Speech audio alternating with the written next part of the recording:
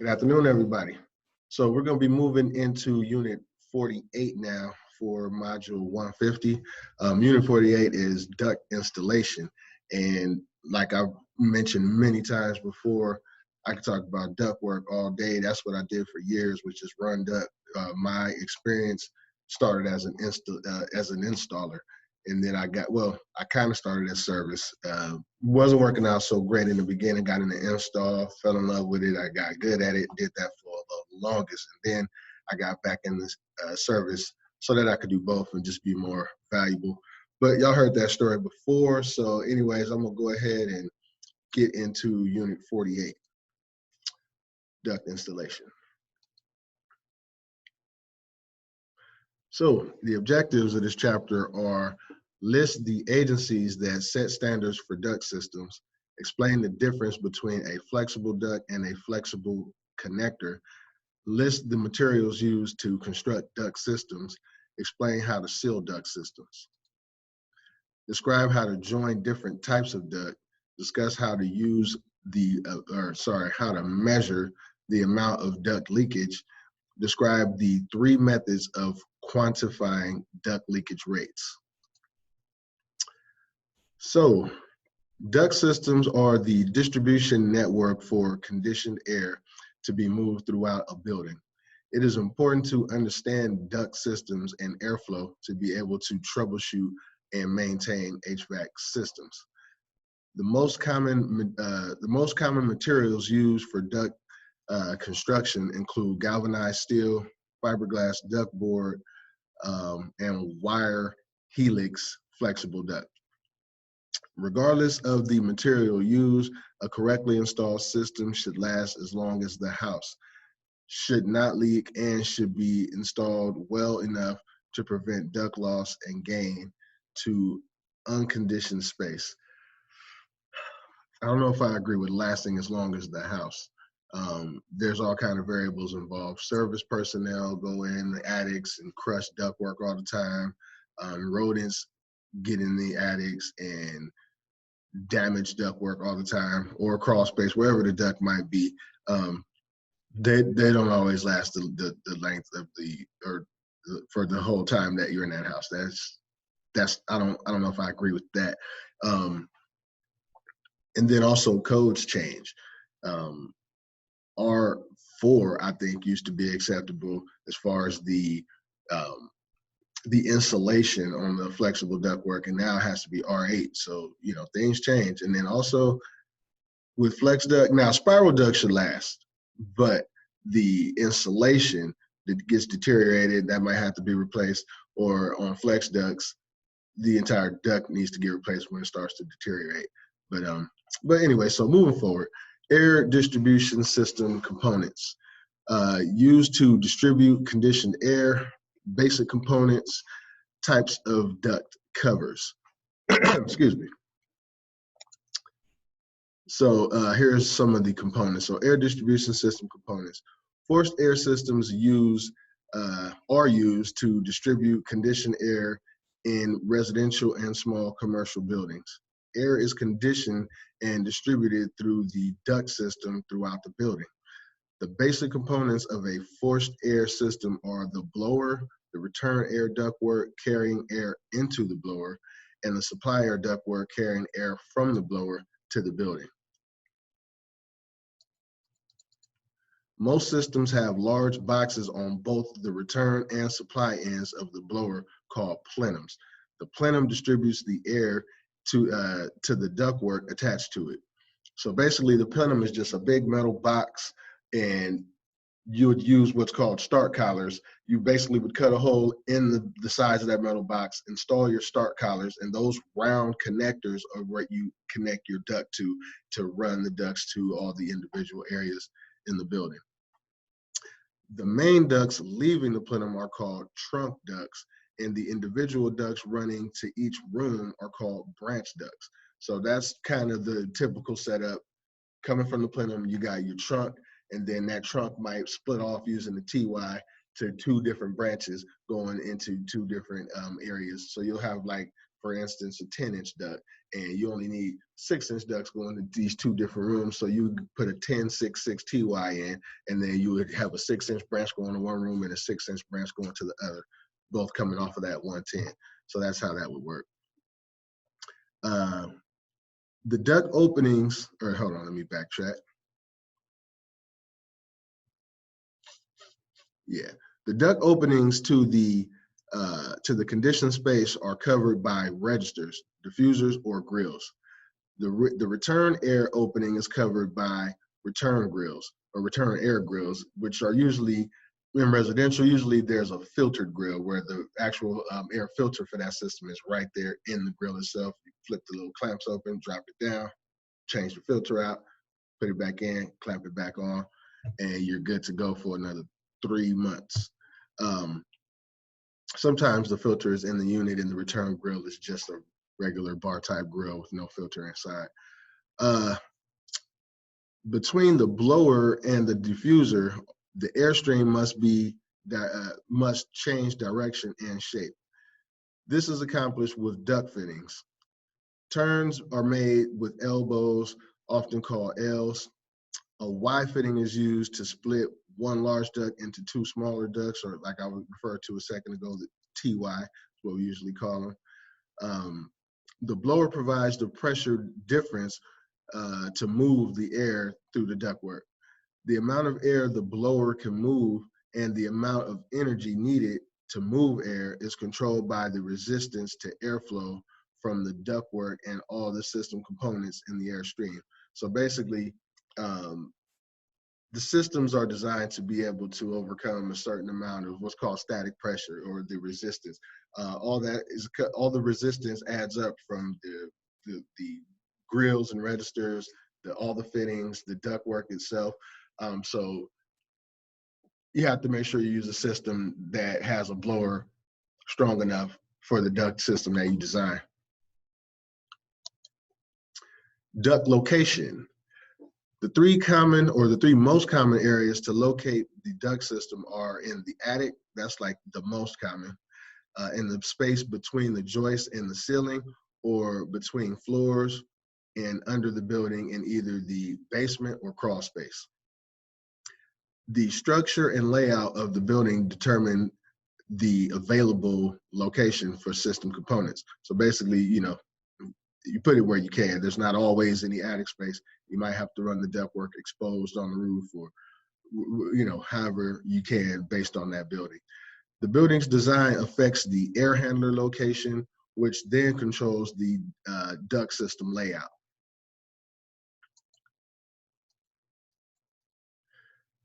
For maximum system efficiency, the duct system should be located so that it is within the building's insulation envelope. It is not always possible to locate the ducts within the building's envelope. For slab construction, ducts and even equipment can be placed in the attic. Energy efficiency guidelines require that ducts located outside of the building's envelope have an R8 insulation value. Ducts for perimeter systems can be located in the slab.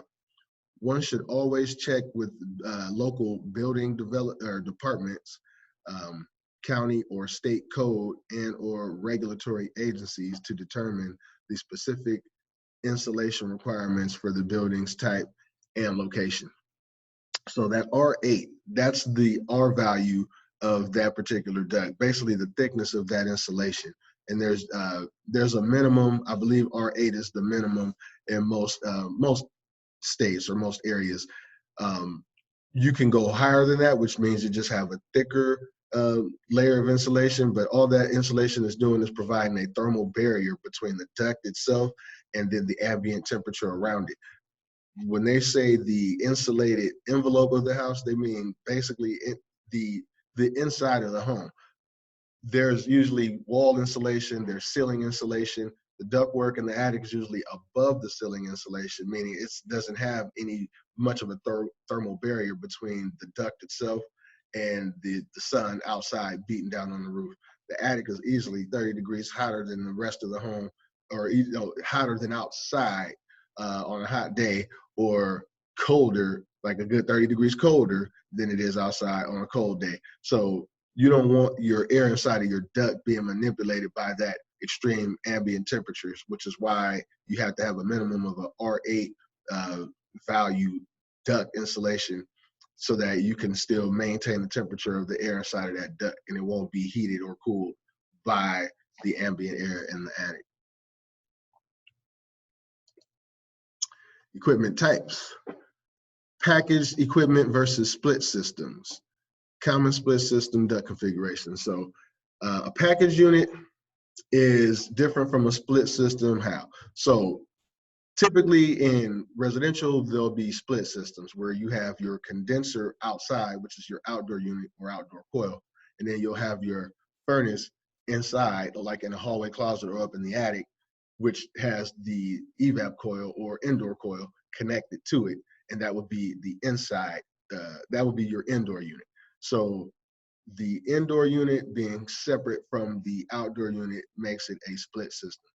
Package units, everything is all in one package. Your heating compartment, your indoor coil, your outdoor coil, it is all in one big package sitting up on the roof or in the back of the house or however the building is configured, and everything is done all inside of one package. So the design of the duct system is affected by the type of equipment selected. Forced air equipment is typically either packaged equipment or a split system. With packaged equipment, the entire system is located outside the structure and the ductwork is typically located in the basement or crawl space. Split systems consist of an inside blower and an outside condensing unit. Split systems offer more flexibility in duct location because of the many possible blower locations. Blowers can be upflow, downflow, or horizontal flow or horizontal. The name describes the direction of airflow. There are 5 common split system duct configurations. So it's just more flexible using the split system. A package unit, you can't move, just the blower, wherever, because it's all in one. That whole unit got to go wherever you want that blower to go, which is where your ductwork is going to connect to. So split systems give you a little bit more flexibility on how you want to run your duct, because the condenser will be outside and that part is unaffected by what we do with the ductwork. And then the indoor unit can be moved wherever, middle of the attic, this side, that side, wherever it's easier to kind of get your ducts set up. Hallway closet, which is becoming less common, basement, but whatever's easier. So split systems kind of give you a little bit more freedom as far as installation. So different types. The 4 most common duct configurations are radial, reducing radial, extended plenum, and reducing extended plenum. 2 less common types are the perimeter loop system and central plenum system. Radial duct systems are designed so that all or almost all of the duct runs originate at the central plenum. In some cases, a few of the duct runs may have Ys or duct triangles as a means of joining additional ducts to an initial run. Let me just move this. A reducing radial system uses several larger ducts, leaving the main plenum that branch into smaller ducts as they get closer to their destination. This reduces the connections at the plenum and reduces the overall amount of duct used. The extended plenum duct system uses a large trunk that travels the length of the building from the air handler. These systems sometimes referred to as trunk duct systems. The trunk duct is the reducing extended plenum system reduced in size. Typical reducing plenum trunk ducts will reduce after every 3 or 4 takeoffs. This saves material costs and makes the duct system work better. So a takeoff is basically wherever a branch duct takes off from the main trunk. if I just go a little bit closer. This would be the trunk, that would be a branch, that would also be a branch. So each branch that leaves from the trunk is considered a takeoff. Why does that always happen? All right, let me find where I left off. Here we go. So duct system types. So this is the perimeter loop one. This is like the least common one that you'll see out there. The perimeter loop duct system uses radial feeder ducts from the blower that attach to one trunk that is installed around the outer edge of the foundation. Each supply is tapped off this trunk to provide equal airflow throughout the structure. The central plenum duct system uses structural cavities as a pathway for supply or return air plenums. The basement, crawl space, or space between floor joists can all serve as the plenum. That is not a way that I've ever installed any ductwork. Excuse me. So, duct materials. Air duct can be made from many different materials.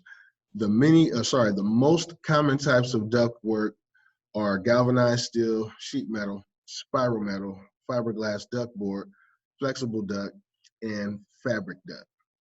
Galvanized sheet steel comes in large, flat sheets.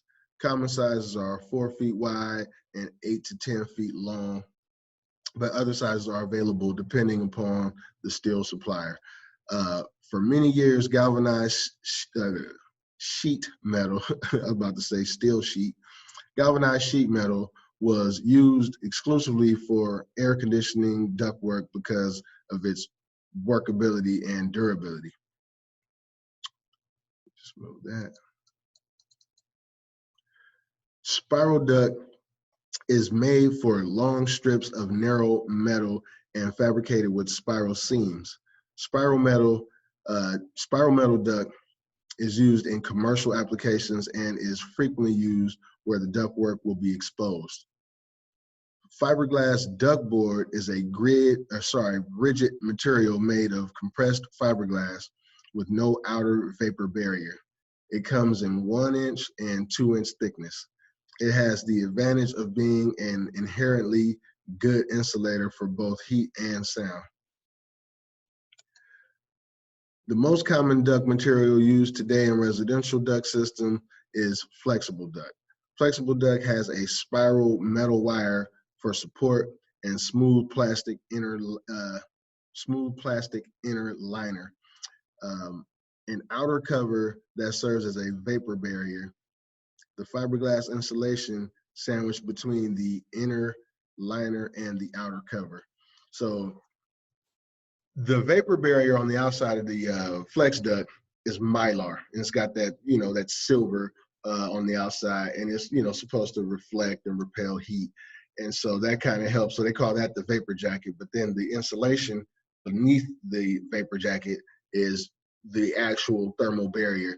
And then under that, you just got what a lot of people call the slinky, which is just the plastic duct with the wire that's kind of spiraled through the inside. And what that does is keeps the shape of the duct, because just a plastic duct alone would collapse when there's no air pressure inside.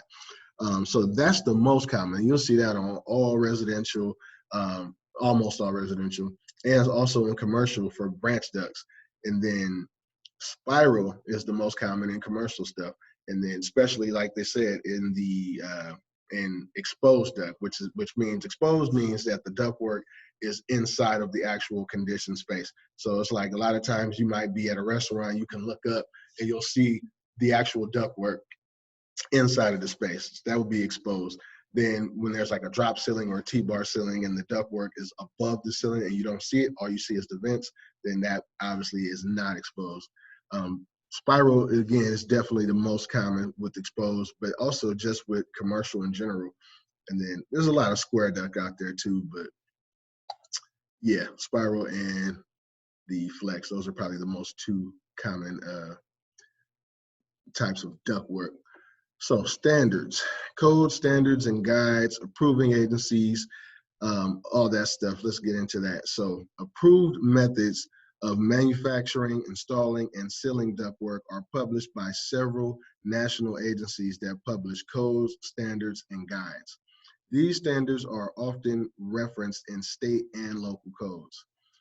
Organizations publishing duct standards include the following: Underwriters Laboratories, National Fire Protection Association, Sheet Metal and Air Conditioning Contractors National Association, North American Insulation Manufacturers Association, Air Diffusion Council, and Air Conditioning Contractors of America. Too far. Underwriters Laboratory Standards 181, 181A, and 181B are the most referenced duct standards. Any manufactured duct should comply with UL 181 standards.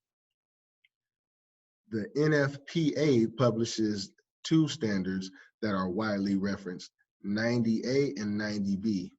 Standard 90A covers the installation of ventilation and air conditioning, while 90B covers the installation of warm air and heating and air conditioning. SMACCNA, SMACNA, publishes several duct and installation standards. Most commonly referenced is HVAC duct construction standards, metal and flexible. The NAIMA represents flexible duct manufacturers and publishes standards relating to flexible duct systems. The ADC represents flexible duct manufacturers and publishes standards, relating to flexible duct systems. The ACCA publishes many manuals for designing and installing air conditioning systems. Sheet metal duct: round galvanized duct, rectangular galvanized duct, hanging metal duct. I've done so much of that. That's my thing right there. Banging these together right here, these two pieces of square duct, done that till the cows come home. Then you got your KD pipe right here, your spiral. So let's get into that. So galvanized sheet metal duct has been the gold standard of duct systems for years. No other duct material has a lower friction rate or is as durable as sheet metal. Unfortunately, use is less today due to higher costs. Yeah, everybody wants to do flexible or AlumiFlex wherever they can. I guess that's cool, but ain't nothing like some good spiral duct. Like they said, it has the least amount of friction, the least amount of static pressure. So round duct is shipped in bundles with one piece of duct tucked inside another. Each piece needs to have its longitude seams snapped together before use. With snap lock round duct, one end of the duct is crimped, making its outside diameter slightly smaller than the rectangular duct diameter. Basically, crimping one end turns it from female to male so that you can fit that male piece into the next female piece, and so forth and so on, and make your connections. Rectangular duct typically is made of two L-shaped pieces. Each piece has one duct width and one duct height. These pieces are normally joined by either a snap lock joint or a Pittsburgh joint. Hanging metal duct has structural integrity, making it much easier to hang than flexible duct. Many materials can be used as hangers, including wire, plumber strap, or sheet metal strap, or trapeze. So let's get a little closer to this one. Honestly, I just like looking at ductwork and judging it. So what did they hang that with? Oh, they used plumber's tape or plumber's strap to hang theirs. Yeah, we don't do that. But I mean, it'll work. Anyway, so moving on. Sheet metal duct takeoffs. So some call this a takeoff, or more commonly is referred to as a start collar. Um, the first step in installing a takeoff is to cut a hole in the duct.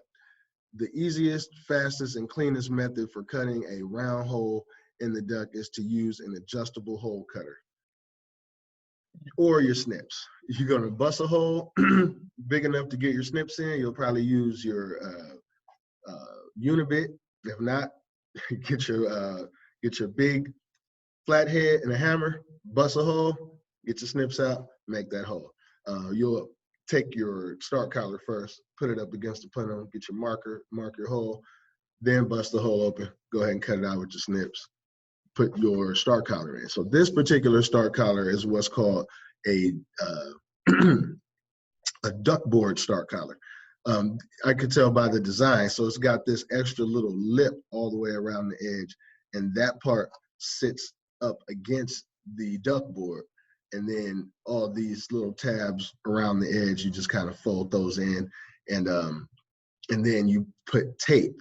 You tape this lip around the edge here. You tape that to the duckboard. So this is a duckboard collar.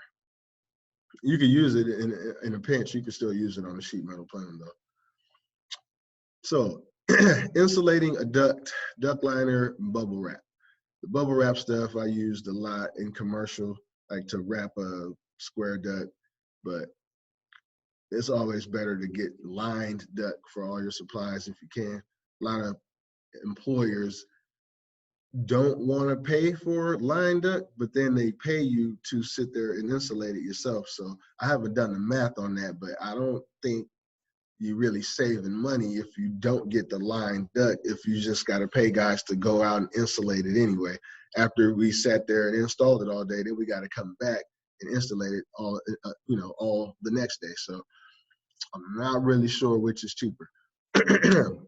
But I know on my jobs, I get insulated duct for my, I get an insulated plenum for my supply, or obviously on residential, ducts is insulated already if I'm doing flex duct. But wherever I can, man, I get insulated duct. Okay. One major disadvantage of metal duct compared to ductboard or flex is that the metal duct must be insulated. Round duct is insulated with duct wrap.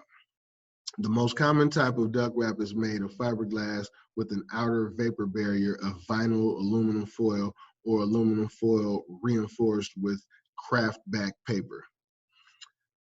When insulating duct, the duct wrap is pulled around the duct and lapped over itself. The insulation should be pulled tightly around the duct to eliminate gaps and sags in the insulation. Do not compress the insulation as it reduces its R value.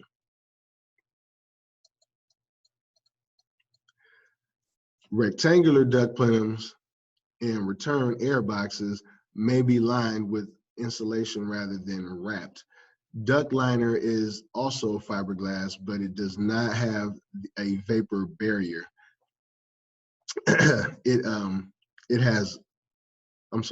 It is glued to the inside of the duct and connected with mechanical fasteners that compress the insulation. Bubble wrap is a new form of duct insulation. It is similar to the bubble packing material with outer layers of either metallized mylar or aluminum.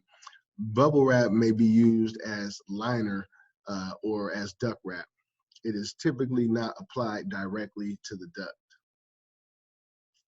I like dealing with the duct or the bubble wrap because it's not fiberglass, so it's just way cleaner. That fiberglass insulation, anybody who's ever touched it knows that stuff gets everywhere. It gets all over your arms. You'd be itching for days.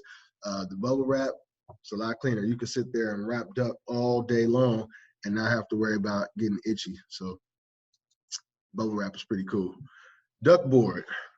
An alternative to sheet metal duct is duct board.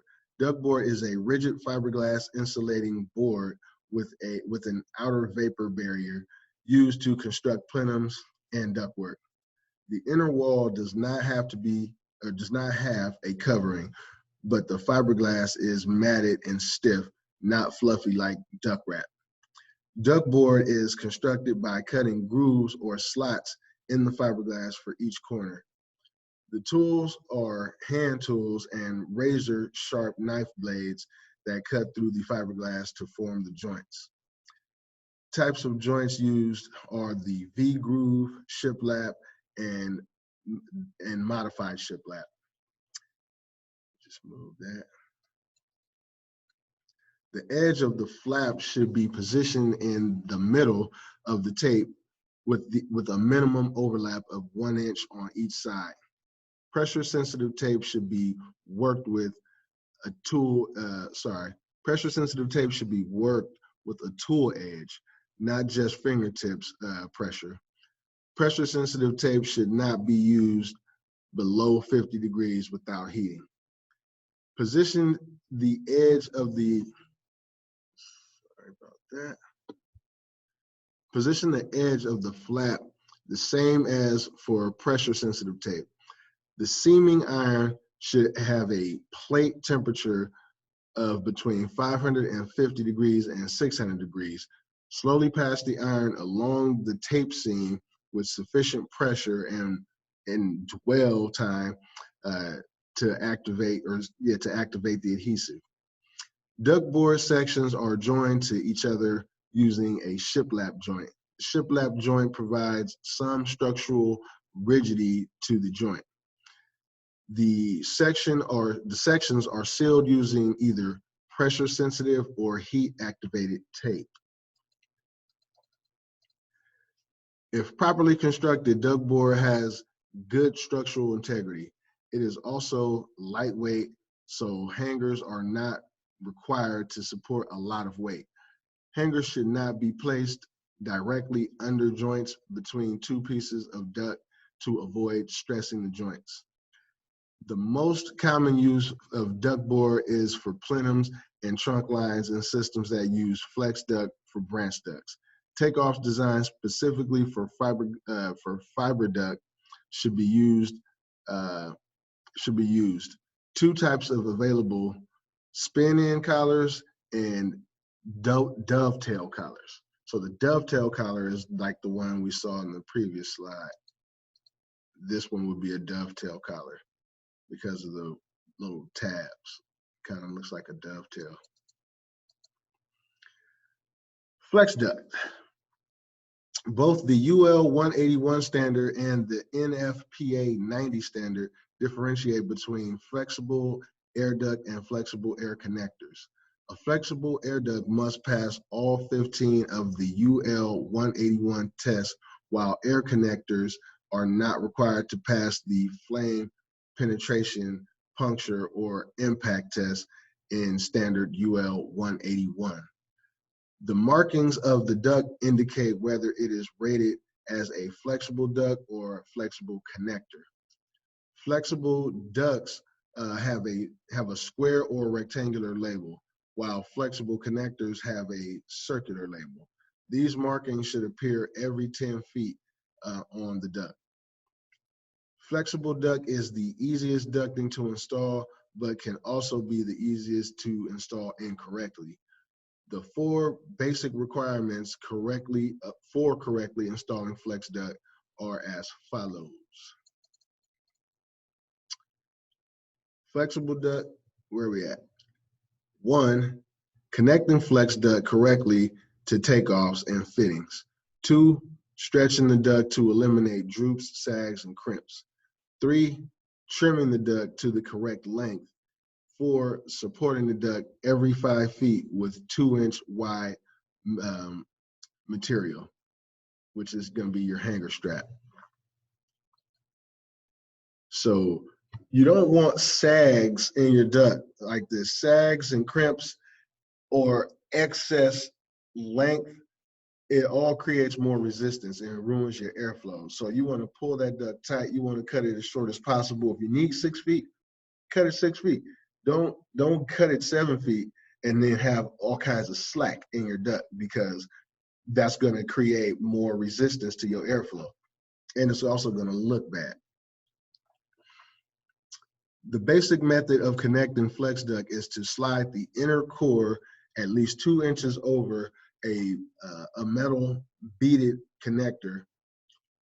Roll back the outer insulation, fasten the inner core, excuse me, fasten the inner core, and then roll the insulation back in place and fasten it.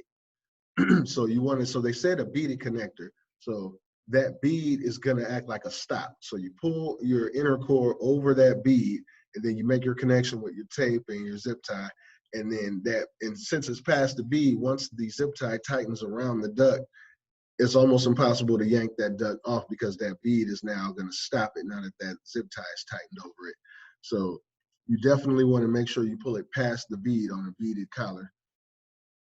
And then once you make your connection, then you pull your insulation over it, and then you make a second connection on the outside of the insulation and vapor jacket or vapor barrier. So 2, flex duct by its very nature does not want to stay straight. It is necessary to pull it straight to eliminate sags. The maximum allowable sag between supports is 0.5 inches per foot. Flex duct should be trimmed to the length needed and no more. Leaving extra duct leads to sags, bends, and crimps that severely reduce airflow. Flex duct is not heavy, but it needs more support than metal duct because it has no structural strength of its own. Flex duct should be supported every 5 feet with straps or hooks that are at least 2 inches wide. And then duct sealing. So the whole point of sealing a duct is so you don't have air leaks. And that duct sealant got that famous name. This stuff right here, this is Pookie. The technical term for it would be mastic or duct sealer. Don't know who came up with Pookie, but that is what we call it in the field. They don't tell you to go apply mastic to the ductwork. They'll tell you go Pookie that. So that's what that is. So the largest loss of efficiency in a ducted air system comes from air leaks. Sealing duct leaks is the fastest way to improve the efficiency of a ducted heating or cooling system. Sealing a duct system during installation is relatively simple and does not take a lot of extra time or money. Money spent on sealing a system will be recovered during the first year of operation. Sheet metal ductwork is most commonly sealed with mastic. Mastic is a consistency similar to sheetrock mud and is spread or painted on. It is stiff but still somewhat flexible after it dries.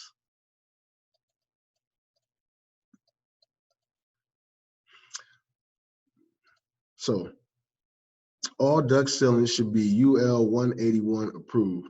Duct tape was once the primary method of sealing metal duct, but tape use is less common today.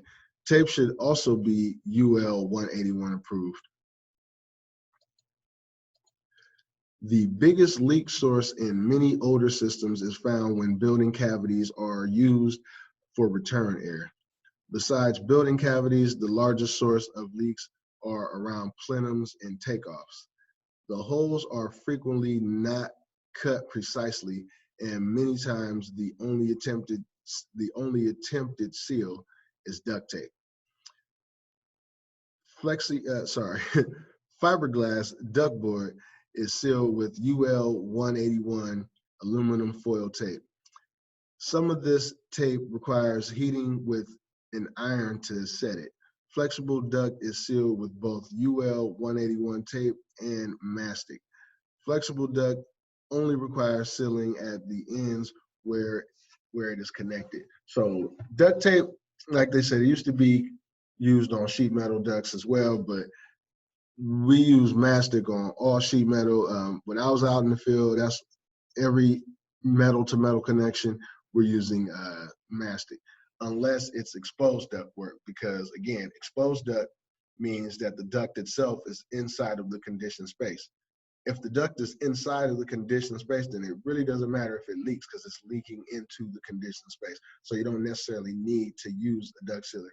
Although there is a trick to doing so without it being ugly, because exposed duct is all about how it looks. So you can seal exposed duct, but the trick that I was showing was, instead of making your connection and then painting the mastic around the outside, you would put a nice glob of sealer all around on the inside of the female connection. And then when you put the male end inside of the female, it forms an internal seal. And from the outside, you can't see the mastic everywhere, because that stuff does get everywhere and it's an eyesore on exposed duct. But so that's how you do it with metal. Flex duct tape is pretty much all I've ever used. Some people put some Pookie on that too. I usually don't. You put your duct tape and your panduit strap or your zip tie, and you get to go. The only time when I'm running when I'm running flex duct, the only time I use my duct sealer is at the plenum, because around my start collars, because that's where you do find most of your leaks. So with that, again, that's a metal to metal connection. So I always put my duct sealer on my metal to metal connections. Testing the duct work. So this is like what HERS raters do. Best practice duct installation includes testing duct system for leaks. The most common method is to use a duct blaster. All duct outlets are sealed, and a duct blaster is used to pressurize the entire duct system to 25 to 50 pascals. After the initial duct pressurization, the amount of airflow required to maintain the pressure is measured. The method of quantifying duct leakage are used percentage of design flow, airflow per 100 foot of conditioned area, and leakage area. The percent of design flow states the measured leak rate as a percentage of the design flow rate. Energy codes and testing standards vary in what is considered acceptable. When using percent airflow, less than 6% is generally considered good, while anything over 15% is generally considered poor. Insulating ductwork. Fiberglass ductboard does not need to be insulated because it is made of fiberglass and has inherent thermal insulating properties. Flexible duct does not have to be insulated either because fiberglass insulation is part of its construction. Sheet metal ductwork can be insulated on the inside with duct liner or on the outside with duct wrap.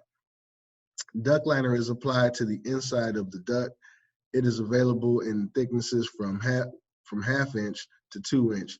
In general, duct liner is made of a denser fiberglass material than duct wrap.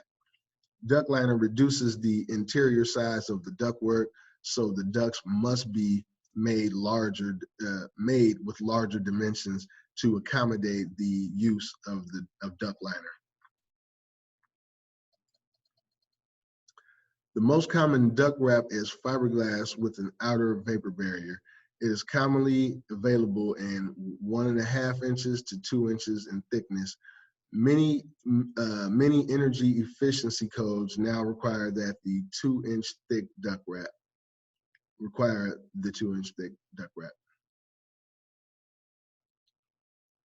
Duct cleaning. Did a lot of that too in my day. Duct cleaning, it was a cool little gig. I got out there and did a lot of cleaning, and then also a lot of side jobs with the duct cleaning, because if the ducts are damaged, you can't clean them, so because you could further damage them. So whenever we would look for the damaged ducts. Like we would like hope to find those, because then now we got a whole different upsell. So anyways, duct cleaning standards and duct cleaning technician certifications are established by the National Air Duct Cleaning Association. When duct cleaning, usually the entire system needs cleaning, not just the ducts. Blowers, coils, and filters should all be checked and cleaned whenever ductwork is cleaned. System components, including ducts, accumulate a fine layer of dust over time. In most systems, there is more dust accumulation in the return than the supply. A visual inspection is necessary to determine the need for cleaning. A visual inspection after cleaning is necessary to access the results. Duct systems should be inspected at major turns and after any obstructions such as coils or filters, because that's where stuff gets caught. That's where all the dirt gets caught. Metal ducts are the easiest to clean because they are not likely to be damaged by the cleaning system. Fiber duct or fiberglass lined duct can be cleaned with soft bristle brushes, but heavy agitation or stiff brushes can damage the fiberglass or do more harm than good. So, in summary, a properly designed and installed duct system allows for proper airflow through the system, delivers conditioned air throughout the structure according to the heat load, does not leak, is well insulated and thermally efficient, is quiet. This is achieved using sheet metal, duct board, flex duct, or a combination of all of these materials. So that is it on duct installation. So again, I hope that was helpful. Read the book, Unit 48, in conjunction with this video. That's going to help you a lot when it comes to your review questions. So check those out on FlexiQuiz in a moment, and have a good one.